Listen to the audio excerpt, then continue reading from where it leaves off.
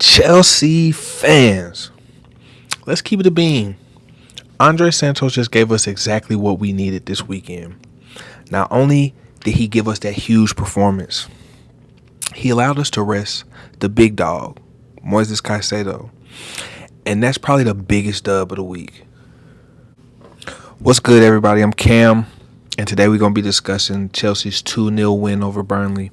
We're going to go over the goals. We're going to go over the standouts, the disappointments, and exactly why Moisés Caicedo getting that rest was huge for us ahead of these fixtures that we got coming up. So let's go ahead and get into it. First and foremost, Andrey Santos, 2 words, rock solid, right? He controlled midfield. He was calm on the ball. And was solid defensively, more than solid defensively. He was the best player on the field. Moisés our most important player in big matches, especially with Cole gone. And having him fresh for a big European heavyweight bout, huge. This is the first time since he's joined the club that he hasn't played and we haven't seen a significant drop off, and that's huge. And all credit, all flowers go to Andrey for that. So let's talk context. Burnley is the weakest by far out of the 3 opponents that we have this week. So on paper, easiest match. I don't feel that way. This is the exact type of game. This is the exact type of game that we sleepwalk through, right? Mentally, it's by far the toughest one, I believe, for our guys to motivate themselves for, to get up for, right? You shouldn't have no problem motivating yourself to play the league leaders in Arsenal. You shouldn't have no problems getting yourself up to play one of the most storied clubs in the history of our world on the biggest stage in the Champions League. You shouldn't have no problem motivating yourself to go out and perform, right? But first match of the day, first match of the restart after the international break against Burnley, who's what? Second from the bottom, third from the bottom, right? In the relegation zone, right? I can see how, as a top tier club, that can be kind of like, we'll go through the motions on them. Not today. Our guys were professional, right? They didn't come and play with their food. They sat at that table, put that napkin right here in their shirt, and ate that meal and handled business, came out with the 2-0 win. And that's huge. That's growth. The narrative around our team is they're too young. There's no leaders, right? They don't know how to control a game.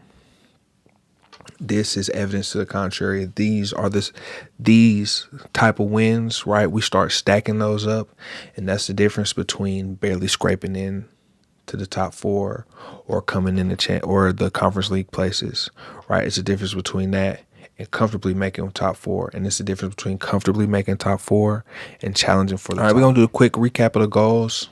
First goal, Gittins to Pedro Neto. I'm gonna just say sublime, fantastic.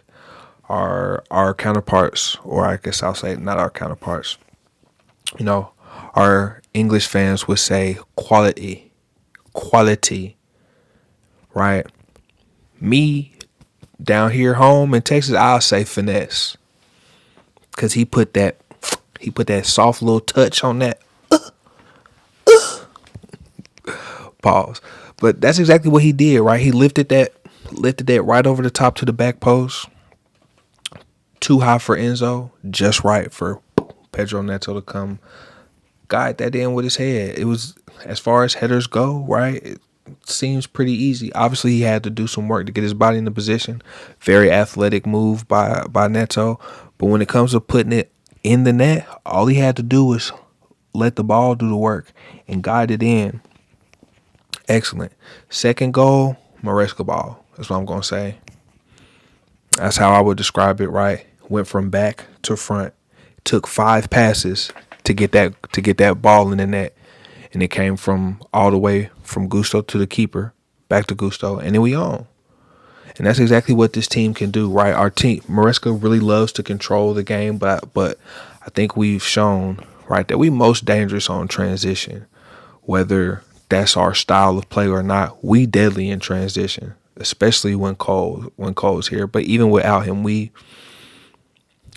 make shit shake on that transition. Really quickly, I want to give Andrey his flowers again. I know I spoke ad nauseum. I waxed lyrical about him earlier. Shouts out to Football Therapy for that waxing lyrical. But no, he deserves it. He did his job today. He came in, he stepped up, played the Caicedo role to damn near perfection. You know, we've been told he's more of the Enzo role. He's more of the backup to Enzo, where Asugo is the backup to Caicedo. And, you know, Asugo is going through his injury troubles right now. So, Andrey had to fill in. But the thing about Andrey is he can do both. Clearly he can do both. Right? And he did Moyes' role super well today, superbly today. Right? Now let's move on. Pedro Neto, professional performance by him, right? Got his GA and got, you know, the hockey assist or the pass before the pass on the second goal.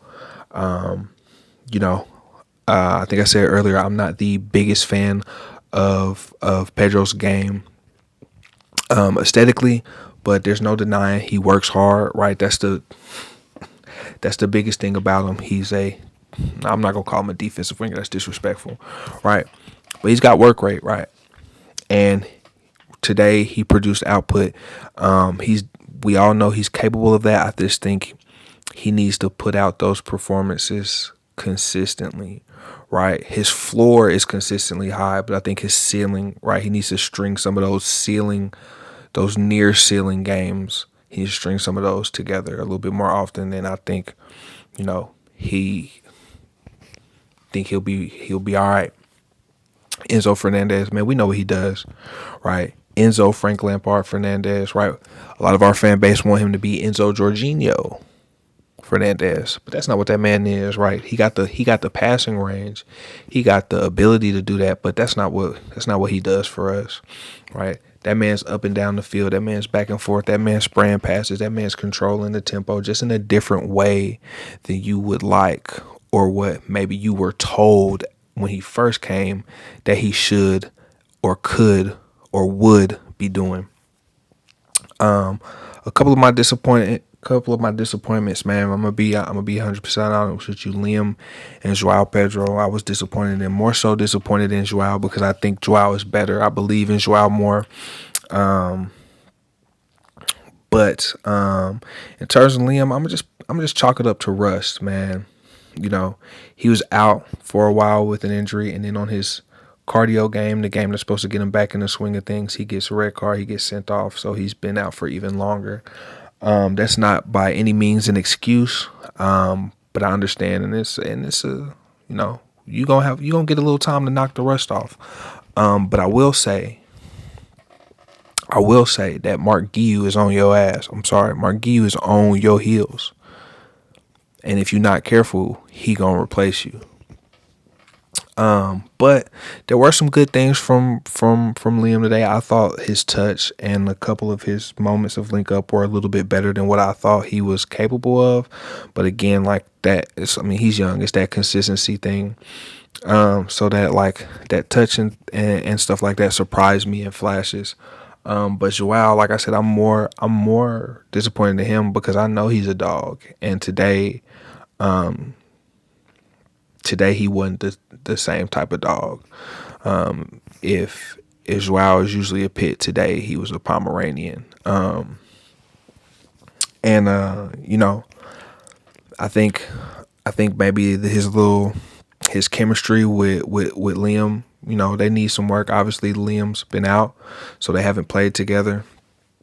But even individually, João just didn't have it today, and you know, it is what it is. But I know he's gonna get right. Now, I touched on him earlier. Marc Guiu, dog. dog. He only gets scrap minutes right now, but trust and believe. I believe he sees himself right in that same profile or a similar profile to Liam, and I believe that he believes in himself enough that he thinks he can take Liam's spot. And if Liam's not careful, that's exactly what he's going to do. Marc bullied the defender today, got to the byline and did what Liam didn't do today. He got his head up and he found Enzo. He got his head up and he found his teammate to come finish it off. And then lastly, Rob Sánchez, Bobito, Big Bob, right? Bob the Builder, whatever you want to call that man. Just don't call him trash, because that man not trash. Let's stop playing on that man's name, right? Rob Sánchez has been good for the better part of a year. Dare I say 18 months. Obviously, when he first came, right, he had bozo moments. That's what it say. He had bozo moments. He gave the ball away in dangerous positions and led the league in errors directly leading to a goal. I feel pretty confident in saying, knock on wood, that I think he got that stuff out of his system. Now, he had a scare today, right? He had a scare today, but I don't necessarily think that's anybody's fault. I think it's just kind of like a little bit unlucky that it hit Enzo in the back of the head, because he's focused on trying to start that break, right? So I understand that. But yeah, he had a shaky start to his career with us, but he played the game of his life in that Club World Cup final, and he's been steady. He's been solid. Like I said, for the better part of 18 months, man. Like, he's a great shot stopper, right? I think he might be the best cross claimer in the world. Like, I think low key, bro, supposed to play power forward for the Knicks or for the Mavericks or something, because he grabbed those crosses like rebounds, snatches them, right? So big ups to my guy Bobito. Put some respect on that man's name. Stop playing on his name. He's legitimate. Is he world class? I don't think so. Could he be? Could he prove me wrong on that? I'm sure, right? But that man deserves flowers for how good he's played, for how well he's played. Now we got the X's and O's. We got the Joes versus the pros. We're going to see who come ready to play and who going to get it done, right? We got two heavyweight fights back to back. To start off, we all know how our holiday season, how our Christmas run goes at this club, right? Tough run for us. Last year, it derailed us. Last year, we were flying well on our way to challenging for the title, and this period coming up derailed us. I just spoke earlier how our team has shown maturity, how our team is showing that they're growing in front of our very eyes. Can they continue to show us that, right? Out of these next two games, right?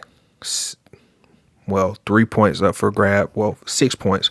3 points in the Champions League.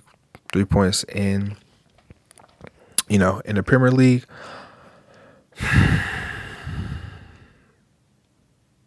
I'll be satisfied. Hell, I'll be happy with 4 points. But I do think we got a great shot at getting 6.